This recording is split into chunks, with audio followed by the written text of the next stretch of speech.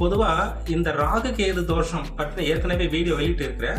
ஆனா இந்த ராகு கேது தோஷம் எதனால் உருவாகிறது, இந்த ராகு கேதுக்கள் என்ன, இந்த ராகு கேதுக்களுடைய பணிகள் என்ன, இந்த ராகு கேதுக்கள் ஒரு ஜாதகருக்கு என்ன உணர்த்துகிறது, அது தோஷமா அப்படின்னு பார்த்தால் ஒரு ராகு கேதுக்கள் அப்படின்ற ஒரு நிழல் கிரகம் ஒரு மிக அற்புதமான ஒரு கிரகம். ஏன்னா இந்த ராகு கேதுக்கள் நம் முன்பினை செய்த கர்ம வினையை இந்த பிறவியில் அதை தீர்க்க வந்த கிரகமாக உள்ளது. அப்ப இது ஒரு அதிர்ஷ்ட கிரகம் தான். ஏன் முன்பினையில நீங்க செய்த கர்ம வினையை விளக்க, அதாவது நிவர்த்தி செய்ய வந்ததுதான் இந்த ராகு கேதுக்கள்.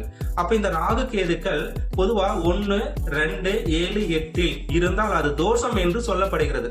இது தவறு. பொதுவா ஜாதக கட்டத்தில் 12 பாவத்திலையும் எந்த இடத்துல இருந்தாலும் அந்த ராகு கேதுக்கள் அதனுடைய கொடுப்பனையை கொடுக்கும். அப்ப அந்த பாவத்தின் அடிப்படையில் அதுக்குண்டான நிவர்த்தியை, அதாவது தீர்வாக எடுத்து அதை சரி செய்தால் அந்த ஜாதகருக்கு எந்த ஒரு கெடுபலனும் செய்யாது. சரிங்களா? அப்ப இந்த ஜாதக ரீதியா அந்த 12 கட்டங்களில் எந்த பாவத்தில் வேண்டுமானாலும் இந்த ராகு கேதுக்கள் அமையும்.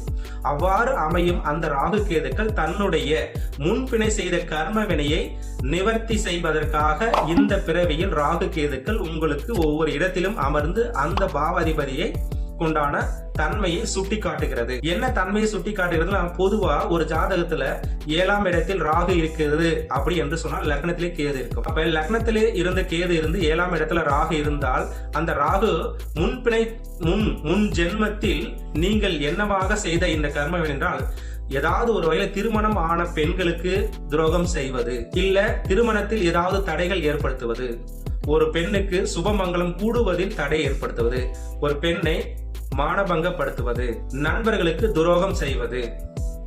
இந்த 7ஆம் பாவம் நட்பு உறவை குறிக்கக்கூடியது. அதே போல் 7ஆம் பாவம் கூட்டு சேர்க்கையை குறிக்கக்கூடியது.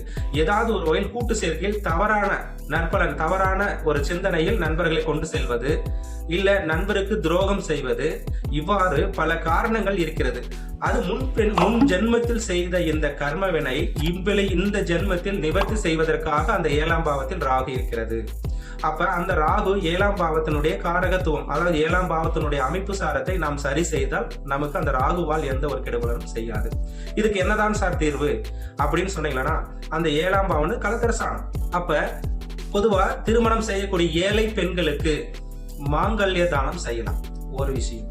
2வது, ஏழை பெண்களுக்கு அந்த 7ஆம் பாவம் திருமணம் சம்பந்தப்பட்ட ஏதாவது ஒரு உதவிகள் நீங்கள் செய்யலாம். அந்த திருமணத்திற்கு உங்களால் முடிந்த உதவிகளை செய்யலாம். இல்ல ஒரு பெண்ணுக்கு திருமணமே அமையல, அந்த பெண்ணுக்கு ஏதாவது ஒரு வகையில் நீங்க திருமணம் நடத்தி வைத்தாலும் அந்த ராகுவானது உங்களுக்கு நற்பலனை கொடுக்கும். சரிங்க, இது இயல்பா நீங்கள் செய்யக்கூடியது. இல்ல ஒரு சாமிக்கு திருமங்கல்யம் செய்து கொடுத்தாலும் உங்களுக்கு அது திருப்தி கொடுக்கும். இப்ப சாமிக்கு திருக்கல்யாணம் நடக்கும். அந்த சாமிக்கு திருக்கல்யாணம் நடக்கும் போது அந்த தெய்வத்துக்கு மாங்கல்யத்துக்கு ஏதாவது ஒரு நீங்க தான தர்மம் செய்யலாம். சரிங்களா? இல்ல ஒரு நண்பர் ஒரு ரொம்ப கஷ்டத்துல இருக்கிறார், அவருக்கு நீங்க உதவி செய்தாலும் அந்த இடத்துலயே அந்த 7ஆம் பாவம் உங்களுக்கு ராகு நற்பலனை செய்யும். இவ்வாறு அந்த 7ஆம் பாவத்தில் தன்மைகளை நீங்க இயக்க ஆரம்பித்தால் உங்களுக்கு அந்த ராகுவானது தோஷத்தை கொடுக்காது, நன்மையை செய்யும்.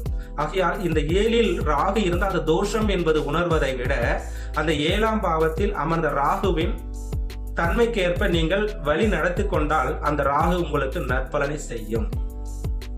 சரிங்களா? அப்ப இந்த ராகு கேது இந்த பிறவியில் உங்களுடைய கர்ம வினையை தீர்க்க வந்த கிரகம். அப்ப இது ஒரு அற்புதமான கிரகம். இதை நீங்கள் கருத்தில் எடுத்துக்கொண்டு ஒவ்வொரு பாவத்துக்கும் உங்கள் ஜாதகத்திலே ராகு கேதுக்கள் எந்த இடத்தில் இருக்கிறதோ அதுக்குண்டான இறை வழிபாடு, தான தர்மங்கள் வழிபாடு செய்து இந்த ராகு கேதுவை நீங்க அதனுடைய தன்மையை நீங்கள் அனுபவிக்க முடியும்.